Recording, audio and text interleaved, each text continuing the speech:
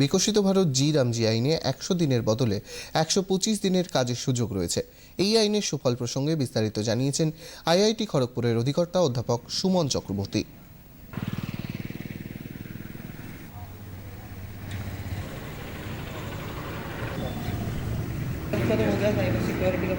এই কাজের সুযোগের সাথে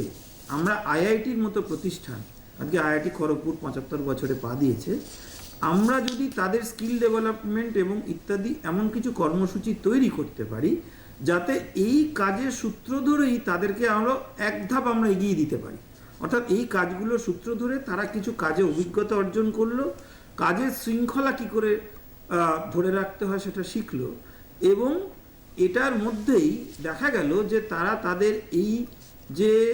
স্বাভাবিক রুজি রোজগার যেটা সরকার আজকে তাদের জন্য করে দিচ্ছেন, সেই রুজি রোজগারটাকে একটা নতুন মাত্রায় তারা নিয়ে যেতে পারে যদি তাদেরকে আধুনিক প্রযুক্তি শেখানো হয়। অর্থাৎ এইটার উপর ভিত্তি করে যে ১২৫ দিন তারা কাজ করলো, তার থেকে অভিজ্ঞতার রসদ নিয়ে ৩৬৫ থেকে ১২৫ বাদ দিলে যে বাকি দিনগুলো হয়, সেই বাকি দিনগুলোতে কিন্তু তারা নিজেরা ছোট ছোট উদ্যোগপতি হয়ে কাজ করতে পারে। অর্থাৎ